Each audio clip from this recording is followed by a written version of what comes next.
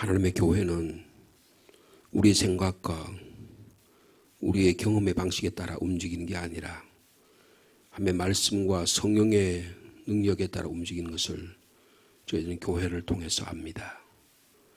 우리 교회는 하나님의 말씀과 기도와 성령에 충만한 교회가 되기를 원합니다. 환난과 핍박 중에도 성도들은 신앙을 지키고 순교의 상황 가운데도 믿음의 역사가 끊이지 않았습니다. 주님, 부활 이후에 성령 충만의 역사가 일어날 때까지 저에게 말씀해 주신 부활의 주님께서 오늘도 저에게 찾아오셔서 부활의 몸을 보여주시고 저에게도 오늘도 새롭게 저희를 만들어 주시옵소서. 하나님의 교회가 주님의 말씀 위에 바로 서기를 원합니다. 말씀을 들을 때 우리 안에 회개의 역사가 일어나게 하시고 말씀을 들을 때 우리에게 부흥의 역사가 일어나게 하시고 말씀을 들을 때 우리에게 신앙적인 성장과 성숙이 일어나도록 변화가 일어나도록 주께서 축복하여 주옵소서. 오늘도 주님께 하루를 드리려고 합니다. 저희의 나옴을 용납해 주시고 오늘도 말씀하시고 또한 기도 가운데 응답하여 주옵소서. 예수님의 이름으로 기도하옵나이다. 아멘. 오늘은 4월 19일입니다. 4월 19일 말씀 시편 23편, 창세기 46장 그리고 사도행전 4장의 말씀이 되겠습니다. 먼저 시편 23편 말씀 한 절씩 나눕니다. 여호와는 나의 목자시니 내게 부족함이 없으리로다.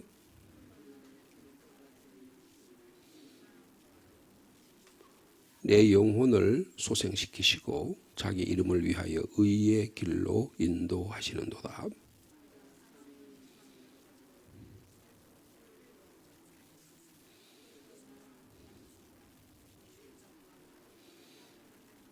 주께서 내 원수의 목전에서 내게 상을 차려주시고 기름을 내 머리에 부으셨으니 내 잔이 넘치나이다.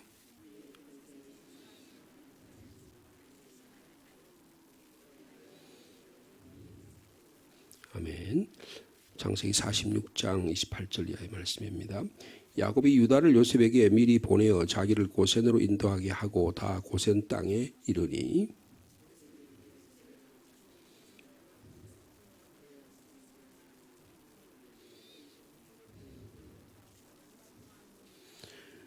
이스라엘이 요셉에게 이르되 내가 지금까지 살아있고 내가 내 얼굴을 보았으니 지금 죽어도 족하도다.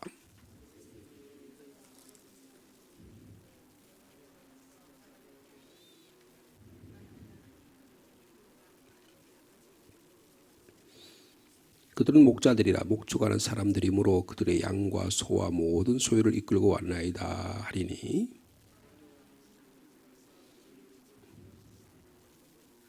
당신들은 이르기를 주의 종들은 어렸을 때부터 지금까지 목축하는 자들이 온데 우리와 우리 선조가 다 그러하나이다 하소서. 애굽 사람은 다 목축을 가증히 여기나니 당신들이 고센 땅에 살게 되리이다.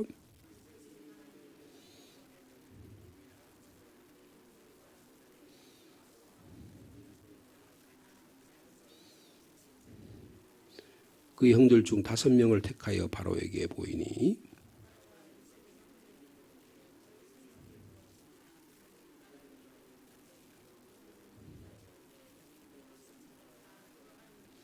그들이 또 바로에게 고하되 가나안 땅에 기근이 심하여 종들의 양떼를 칠 곳이 없기로 종들이 이곳에 거류하고자 왔사오니 원하건대 종들로 고센 땅에 살게 하소서.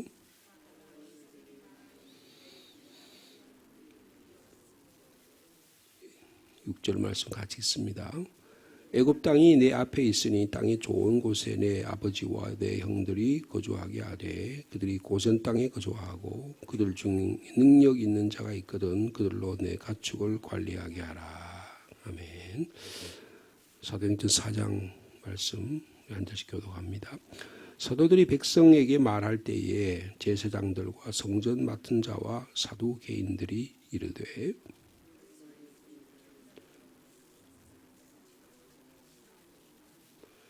그들을 잡음에 날이 이미 저물었으므로 이튿날까지 가두었으나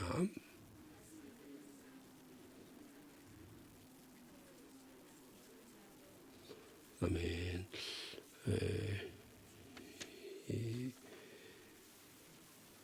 이 세 본문의 말씀 가운데 오늘 사도행전 말씀을 잠깐 나누기를 원합니다.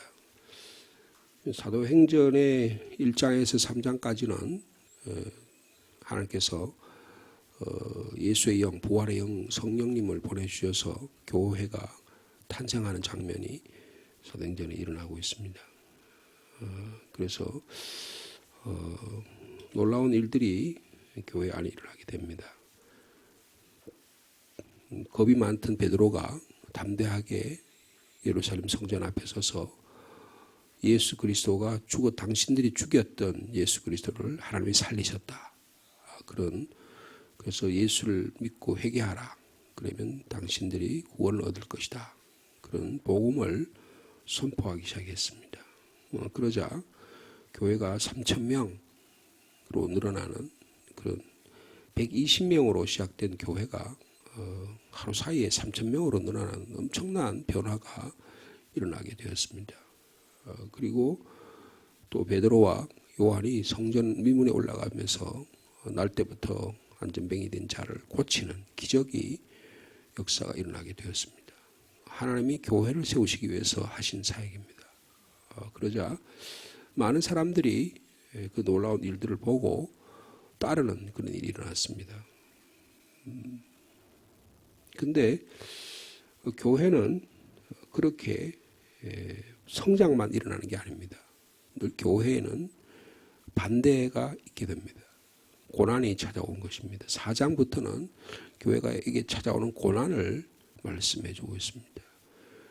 예수님이 십자가에 사로잡혀 죽으시고 또 수많은 고문을 당하셨던 그 주도 세력들이 똑같이 예수님의 제자들을 박해하는 장면이 오늘 본문에 등장하고 있습니다. 그러니까 교회의 핍박, 고난, 우리 교회 세력, 교회를 없애려고 하는 자들은 교회 외부에 있지 않습니다. 늘 교회의 내부에 있다는 사실을 기억해야 하는 것입니다. 거기 보면 사도들이 백성에게 말할 때 그랬죠. 베드로가 베드로를 중심으로 해서 복음의 선포를 합니다. 그리고 담대하게 복음의 말씀을 전합니다. 그러자 저 갈릴리 출신들 저것들이 어디서 저런 회개한 일을 익히느냐. 저들의 두목을 우리가 다 죽였는데 어떻게 이런 일이 일어나느냐. 그런 일들을 해서 지금 오늘 본문에는 기록되어 있지 않습니다만 4장 5절에 보면 이튿날 사두개인들 그리고 장로들 예루살렘의 공의회 의원들이 전부 다 모여가지고 그 이름도 나와요. 그 4장 5절에 보면 안나스, 그 다음에 가야바, 요한, 알렉산더 이런 대제사장의 문중들이 전부 다 모여서 어떻게 하면 이들을 처리할까 이런 회의를 열게 되는 모습을 볼 수가 있습니다. 오늘 본문에 보면 사도들이 백성에게 말할 때 제사장들과 그리고 성전 맡은 자와 사두개인이라서 이들이 기득권자들입니다. 대제사장들이에요. 그러니까 예루살렘의 핵심적인 세력들입니다. 그러니까 예루살렘의 주도권, 예루살렘의 기득권, 예루살렘을 통해서 나타나는 수위의 수익권을 차지하려는 자들이에요. 그러니까 말하면 요새로 말하면 목사들이라 그 말이에요. 교회의 교권을 차지하는 자들이라 그 말입니다. 이들이 예수 그리스도와는 전혀 관계없는 하나님의 나라와는 관계없는 예루살렘은 기도하는 집으로 하나님께 세워주셨는데 기도하는 관계없이 기득권에 관심이 있는 거예요. 그 기득권의 구체적으로 뭐예요? 돈입니다. 그리고 권력이에요. 명예입니다. 요한 1세의 말씀을 빌리면 육체의 정욕과 안목의 정욕과 이생의 자랑에 휩싸인 자들이에요. 그러니까 복음의 진리가 성령의 바람이 불으니까 이들이 정신을 못 차리는 겁니다. 이들이 해야 될 일은 사실은 뭐예요? 회개의 역사가 일어나야 되는 거예요. 그런데 그들은 회개의 역사에 동참하지 않습니다. 여러분 사람들이요 복음의 진리 그렇게 좋아하지 않아요. 복음의 진리를 전하면 반드시 저항이 있습니다. 왜냐하면 자기의 기득권을 내려놓아야 되기 때문이에요. 내가 가졌다고 생각하는, 내가 이것이 옳다고 생각하는 것을 내려놓아야 되는, 선택하지 않고는 복음을 받아들일 수 없는 것이 복음의 능력이기 때문입니다. 그래서 백성에게 말할 때 제사장들과 성전 맡은 자, 이들은 성전 담당자입니다. 이들은 2인자들이에요. 실질적으로 성전을 책임지는 자들입니다. 당회원들이라고 볼 수 있는 거예요, 말하자면. 그래서 집행력을 갖고 있는 거예요. 이들이 그 다음에 어떻게 해요? 이들의 제사장들과 성전 맡은 자의 실질적인 배우는 누구냐면 사두개인들입니다. 이 사두개인들은 대단히 부유한 사람들이었어요. 그러니까 요새로 말하면 보수적으로 아주 부유하고 부패에 찌들어 있고 이런 자들이었다는 거예요. 이 사람들은 옛날 바벨론 시대로부터, 옛날 바사 시대로부터, 옛날 헬라 시대로부터 로마 제국 시대 지금까지 이르러 늘 기득권에 늘 붙어있던 자들이에요. 로마 사람들의 권력자들의 비위를 맞추는 자들입니다. 그리고 늘 뭐라 그럴까요? 권력에 협조하는 자들이에요. 우리나라로 말하면 일제 앞잡이 노릇을 했다고 말해요. 몽골이 쳐들어오면 몽골이 앞잡이 노릇을 하고, 일본이 쳐들어오면 일본이 앞잡이 노릇하고, 청나라가 쳐들어오면 청나라의 앞잡이 하는, 늘 자기의 기득권을 유지하려는 세력들이 늘 있기 마련이에요. 이들이 사두개들입니다. 이런 사두개가 이들이 언제 형성됐어요? 사두개라고 하는 것은 사두개파입니다. 이들은 이들이 이런 일들이 집에 나타나게 된 것은요, 마카비라고 하는 시대가 있어요. 이게 주전 한 170년대인데요. 170년대에 이들이 헬라 제국의 지배하에 있을 때 이 헬라의 그게 다니엘서에 나타나요. 다니엘서 보면 에피파네스라고 하는 이 왕이 말이에요. 그 예루살렘 성전을 모독시킵니다. 돼지 머리를 올려놓고 제사를 지내고 예루살렘의 사람들을 성전을 모독하니까 이 이스라엘 사람들이 막 분노하면서 혁명을 일으킵니다. 이게 마카비 혁명이에요. 그걸 마카비우스라 그럽니다. 성경이 나타나지 않지만 기독교 역사에 굉장히 중요합니다. 그때 이스라엘 사람들이 뭐냐, 드디어 메시아가 나타났다고 생각한 거예요. 메시아가 나타났다. 그래서 이 마카비의 아들이 마카비우스인데, 이 마카비우스를 통해서 BC 176년에 혁명을 일으킵니다. 그래서 드디어 이제 하나님 메시아가 나타나서 이제 이 나라를 해방시켜 주겠구나, 그렇게 생각했습니다. 이 사두개인들은 바로 이 마카비를 통해서 메시아가 나타났다고 믿는 자들이에요. 그래서 이 마카비 시대의 주도적인 세력을 차지했던 자들이 사두개인들입니다. 이게 그러니까 벌써 BC 170년대, 지금 이때가 주전 한 30년이잖아요. 그러니까 한 200년이 지난 거예요. 그 200년 동안 주도권을 차지하던 자들입니다. 200년간 권문 세도를 가지고, 특별히 이 유대교는 종교가, 제사장들과 이 종교와 정치가 분리되지 않는 시대인데 그들이 주도권을 갖고 있어. 그건 놀라 그러겠어요? 그리고 어떻게 예수가 메시아로 오니까 그 메시아를 믿지 않는 거예요. 이미 마카비 시대에 메시아가 왔다고 생각하는 거예요. 정치적으로 메시아를 통해서 왔다고, 자기들이 주도권을 가지고 그걸 하고 있다고 생각하는 거예요. 그러니까 메시아이신 예수 그리스도가 와서 받아들이지 않습니다. 이게 무슨 말이에요? 내 안에 내가 차지하는 기득권, 나의 권력, 나의 욕망, 내가 갖고 있는 게 꽉 차 있으면 새로운 것이 들어올 장소가 없다는 것입니다. 이런 복음은 뭐예요? 내가 갖고 있는 기득권을 내려놓는 거예요. 내가 갖고 있는 기존의 생각을 내려놓는 것입니다. 이게 대단히 힘들어요. 대단히 힘든 것입니다. 꽉 잡고 있는 거예요. 꽉 잡고 있는 거예요. 안 놀라는 거예요. 여러분 보세요. 그게 이들의 마음속에 들어있는 마음이 뭔가 2절이에요. 사두개인들이 이들이 말합니다. 이들이 예수 안에 죽은 자의 부활이 있다고 백성을 가르치고 전하면 뭐라고 그랬다고 그랬어요? 싫어했다고 그랬습니다. 그러니까 사도들이 전하는 말씀은 그들이 말하면 백성을 선동하는 선동꾼의 말이라고 생각합니다. 이단이라고 생각한 거예요. 그 이단이니까 당연히 배척하려고 그러겠죠. 평화를 현재 지금 로마라고 하는 전국에 있어서 안정되어 있는데 이 기독교인들이 이것들이 와가지고 나라를 소요시키는 소요꾼이라고 생각합니다. 이런 복음은 나라를 혁명을 일으킵니다. 이런 복음은 우리의 기존적인 체제를 무너뜨리는 거예요. 이런 복음은 우리의 삶을 변화시키는 겁니다. 그게 복음이에요. 내가 옛날이 좋사오니 여기가 좋사오니 여기를 계속 기존 것을 기득권을 처지하고 내 자리는 여기가 있사오니 이런 그런 변화를 싫어하는 사람들이 있어요. 여러분 이 사람들이 사두개파들입니다. 교회 안에 이런 사람이 너무너무 많은 거예요. 그러니까 이들이 어떻게 합니까? 가르치는 걸 싫어하니까 그들을 잡습니다. 잡아 3절에 그랬죠. 잡음에 날이 저물었으면 이틀까지 가두어두었다. 그냥 잡고 가두어만 뒀을까요?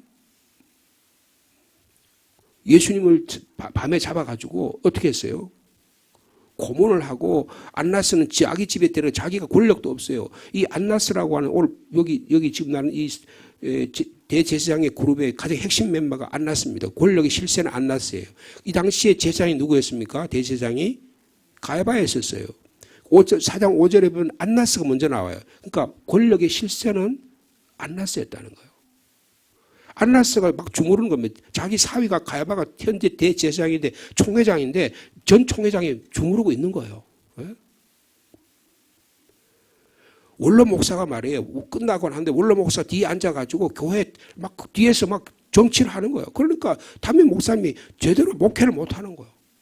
말하자면 그런 형국이었다 그 말이 오늘날로 비유하면. 근데 여러분 놀라운 일이 일어납니다. 4절 말씀이에요. 자, 4절 말씀 같이 있습니다. 시작. 말씀을 들은 사람 중에 믿는 자가 많으니 남자의 수가 약 5천이나 되었더라. 여러분 사람들은 진리를 그렇게 좋아하지 않습니다. 근데 겉으로는 진리가 먼 것처럼 하고 굉장히 거룩한 척해요. 근데 내면의 세계는 잘 변하지 않습니다. 근데 신앙은 뭐예요? 하나님의 말씀은 내면의 세계가 변하기를 원한다는 거예요. 자신의 잘못을 인정하려고 하지 않습니다. 자기의 비유를 건드리지 않아요. 자기의 자존심을 건드리자면 되게 싫어합니다. 그동안에 내가 쌓아왔던 공든탑이 다 무너진다고 생각하는 거예요.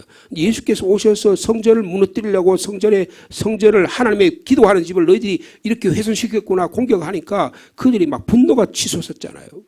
이들이 또 지금도 와서 너희들이 죽인 예수를 하나님이 살리셨다고 지금 이야기하니까 기존 체제를 무너뜨리는 거 아니겠어요? 그죠?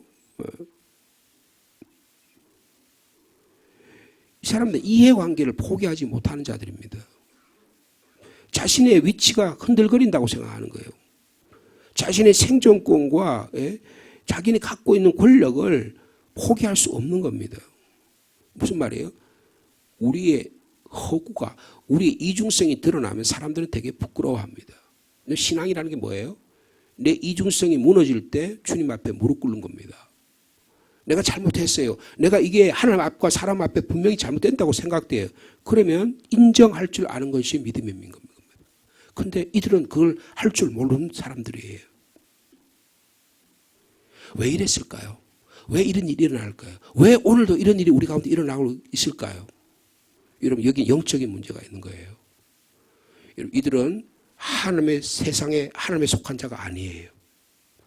이들은 세상에 속한 자이기 때문입니다. 여러분 교회에 무슨 권력을 차지하고 목사가 되고 장로가 되고 뭐가 직분을 가졌다고 그들이 다 영적인 사람이 아닙니다. 하나님의 말씀에 사로잡히고 성령에 사로잡히고 기도에 사로잡혀서 성령의 충만함이 우리 가운데 있지 아니하면 그들은 세상에 속한 자일 수가 있다는 거예요. 이게 성경이 가르치는 복음의 진리입니다. 그러니까 이걸 영적으로 보면 어떻게 해요? 이들은 사탄에 속한 자들이에요. 영적인 차원에서 예수 그리스도의 복음의 능력과는 예수 그리스도에 속한 자가 아니에요. 하나님의 자녀가 아니에요. 세상의 자녀입니다. 사탄의 하수인의 역할을 하는 거예요. 그러니까 어떻게 해요? 그들을 잡아가두는 겁니다. 잡아가두는 거예요. 어떻게 하면 저것들을 죽일까만 생각하는 거예요.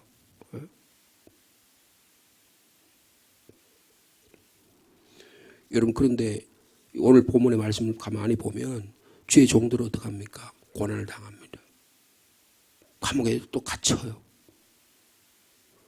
여러분 초대교회의 모습을 보여주고 있습니다. 초대교회는 고난과 역경 그리고 핍박과 환난 심지어는 순교까지 당했던 교회의 모습을 말씀해 주고 있습니다. 오늘날 교회가 어려워지고 교회가 핍박을 당하고 교회가 불이익을 당하면 사람들 교회 다 떠난다 그러잖아요. 전부 다 교회를 떠납니다. 편리를 추구하는 거예요. 여러분 교회가 편리를 추구하는 시작하면 교회는 타락하게 돼 있고 교회는 성장이 멈추고 교회는 하나님의 역동성을 상실하게 되는 겁니다. 오히려 교회는 고난이 있고 교회는 불편함이 있고 교회는 힘든 일이 있을 때 여기서 뭉쳐서 하나님의 구원의 역사가 일어나게 된다는 것입니다. 국민들이 말이에요. 돈 얼마 주고 이제 지난번에 코로나 때 돈 받은 버릇이 있어가지고요. 이제는 돈 누가 줄까 이런 것만 생각하는 거예요. 그래서 대통령 되고 국회의원 되면 돈 줄 거면 돈 받을 구멍만 생각나. 그러니까 어떻게 해요? 열심히 일해가지고 월요일부터 토요일까지 열심히 일해서 땀 흘려서 그 소득을 해가지고 그런 생각을 하지 않아. 여러분 우리 시니어들 일을 하시잖아요. 교회 보면 자기 개인적으로 좋은 일이에요. 그런데 또 어떤 의미에서 보면 여러분 그 일 같지도 않은 일들을 해가지고 그래가지고 그 수입을 받는다. 그래가지고 우리가 도움이 된다. 근데 그게 국가 전체로 봤을 때 젊은이들에게 그들이 그 일자리를 주고 그들에게 일할 수 있는 능력을 주고 기업에게 그 일할 수 있는 것을 줘가지고 그들이 힘을 가지고 일할 수 있는 그런 것들을 만들어가는 것이 건강한 그런 공동체가 돼야 될 텐데 한쪽으로 치우쳐가지고 그렇게 만드는 게 맞겠나? 근데 그런 지도자가 나와서 이렇게 해야 됩니다. 그러면 그런 지도자를 어떻게 표를 줄까요? 표를 안 줍니다. 그러니까 표를 안 주니까 그들이 일할 수 없는 거예요. 건강한 보수, 건강한 중도 세력들이 한국 사회를 정착할 수가 없는 거예요.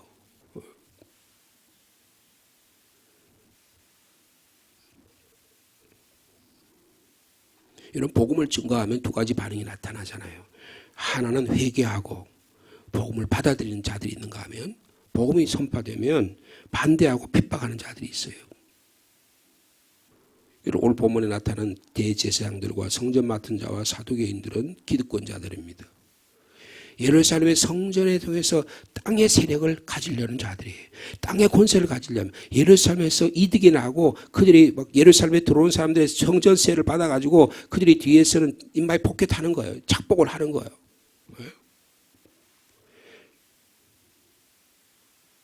빛이 오면 어둠의 세력들은 물러가게 돼 있는데 어둠의 세력들은 빛을 잡아먹으려고 그래요. 여러분 블랙홀이라는 게 있다 그러잖아요. 여러분 물리학자들이 이야기하는 게 블랙홀이 있어요. 블랙홀은 빛을 싹 빨아들입니다. 여러분 빛이 오면 이 세상에 우리 지구 안에서는 빛이 비치면 어떻게 해요? 어둠이 물러가잖아요. 근데 우주에는요 이 흰 공간이 있어가지고 빛이 오면 그 빛을 싹 빨아들여요. 이게 영적으로 무슨 뜻일까요? 악한 마귀 사탄의 세력이 있다는 거예요. 영적 세력이 있다는 거예요. 근데 우리는 뭡니까? 하나님의 자녀입니다. 우리는 빛의 자녀예요. 빛의 자녀예요. 그럴 때 어떻게 해야 돼요? 우리는 당당하게 고난 받을 수 있고 불이익 받을 수 있는 거예요. 그렇다고 무조건 고난이 좋고 핍박이 좋고 환난이 좋다는 건 아닙니다. 그를 가능하면 우리가 시험과 유혹에 빠지지 않아야 돼요.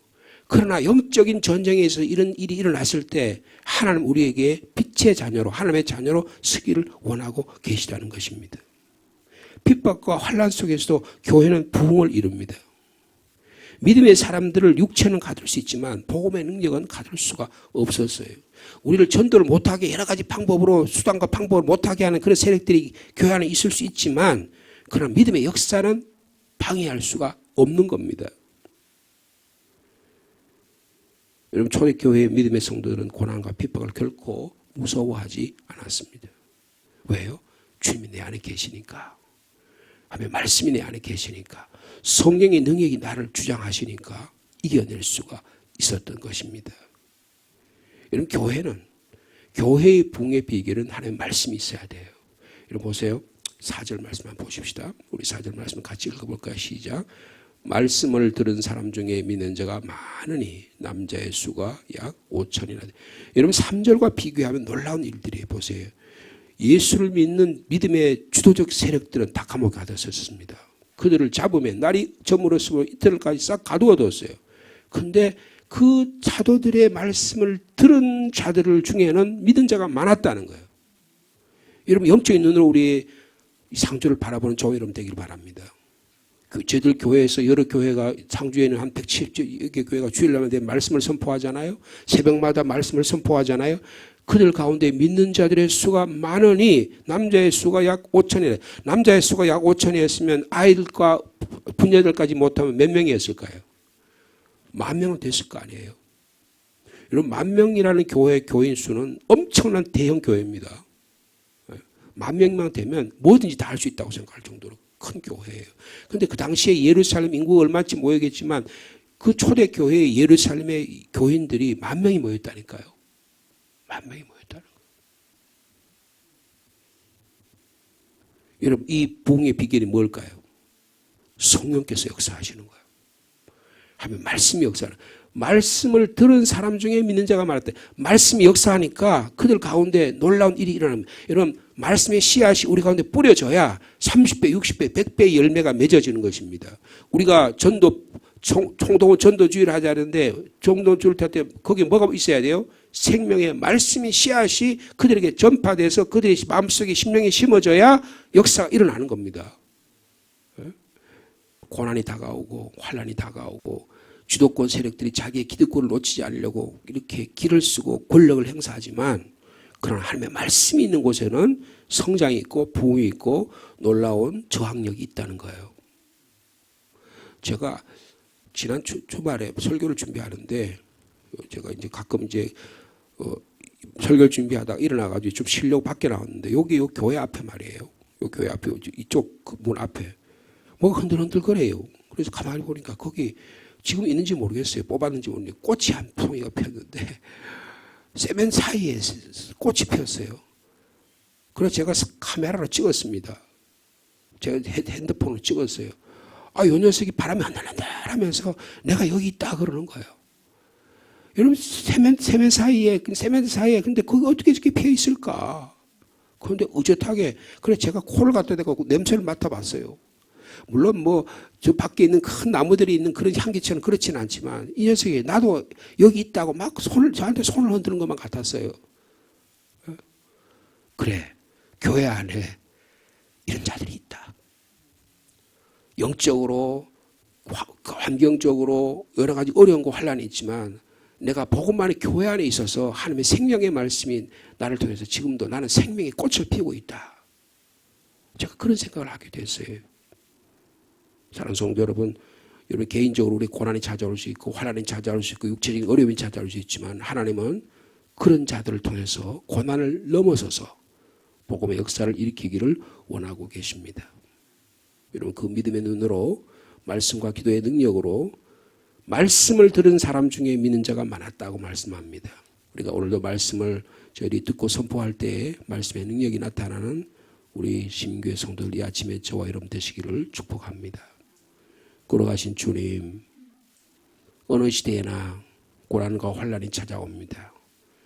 예루살렘의 대제사장들과 성전 맡은 자와 사두개인들이 당연히 예수 그리스도 복음 전하니까 할렐루야 그들이 회개하고 받아들여야 될 텐데 그들은 더 독해서 더 악해서 땅의 권세, 땅의 수입, 땅의 위력을 차지하려고 하나님의 권세, 하나님의 자녀들의 권세를 억압하는 오늘의 모습을 봅니다.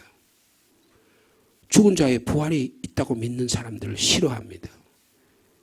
예수께서 죽은 자 가운데 부활했다니까 가장 그들이 싫어했습니다. 그들을 밤새도록 가두어 두었습니다. 그러나 하나님의 말씀의 권세는 결코 가둘 수가 없는 줄 저희들은 압니다. 주님, 저희들의 말씀이 생명의 씨앗이 우리 가운데 들어오면 세멘트 사이에도 꽃이 피듯이 생명이 자라듯이 우리가 아무리 어려운 상황 가운데도 아무리 어려운 고난 가운데도 하나님은 믿음의 역사를 일으켜 세워주신 줄로 믿습니다. 주님, 저희들의 믿음 없음을 불쌍히 여겨주시고 영적인 악한 사탄들의 영적인 세력에 우리의 믿음이 빼앗기지 않도록 성령께서 역사하여 주옵소서. 불의한 자, 어둠의 사람들, 자신의 잘못을 인정하지 못하는 자들, 기득권을 놓치려고 포기하지 못하는 자들. 주님, 그러나 우리들은 하나님의 말씀이 우리 가운데 임하면 우리의 삶의 진정한 모습을 주님께 내려놓는 저희들이 될 수 있도록 축복하여 주시옵소서. 주님, 저희 교회가 영적으로 바로 세워지기를 원합니다. 부흥되기를 원합니다. 우리 교인들이 성장과 성숙이 일어나기를 원합니다. 하나님의 말씀의 씨앗이 우리 가운데 심어지고 기도의 능력이 심어져서 주님, 하나님의 원하는 일들을 감당하는 우리 교회 되도록 축복하여 주옵소서. 이를 방해하는 세력들이 안과 밖에 많이 있습니다. 예수 그리스도 이름으로 명하니 물러갈지어다. 예수 그리스도 이름으로 명하니 물러갈지어다. 하나님의 놀라운 그리스도의 부활의 능력이 우리 가운데 역사할 수 있도록 주께서 축복하여 주옵소서. 부활하신 주님, 너희들은 성령이 강림할 때까지 함께 모여서 기도하라. 내가 너에게 부흥을 일으켜 주리라. 주님 약속해 주셨으니 우리가 온전히 이 믿음을 가지고 120명의 성도들이 함께 힘을 합하여 기도함으로 하나님의 교회가, 예루살렘의 교회가 혁명적인 전폭적인 그런 변화가 일어났던 것처럼 우리의 삶과 우리의 가정과 이 땅에도 하나님의 변화가 일어나도록 주께서 역사하여 주시옵소서. 그래서 기쁨과 감격이 일어나는 저희들이 될 수 있도록 이를 위해서 준비하는 총동원 전도주일과 또한 성령 강림전의 모든 사건들 가운데 저희와 동행하여 주시옵소서. 계속적인 신망 가운데 있습니다. 신망받는 가정들의 마음의 문을 활짝 열어주시고 주님 그 가정에 필요한 말씀이 선포되게 하시고 또 이 일을 통해서 우리 구역이 활성화되는 귀한 기회가 되도록 주께서 축복하여 주옵소서. 우리 성도들의 삶을 위해서도 기도합니다.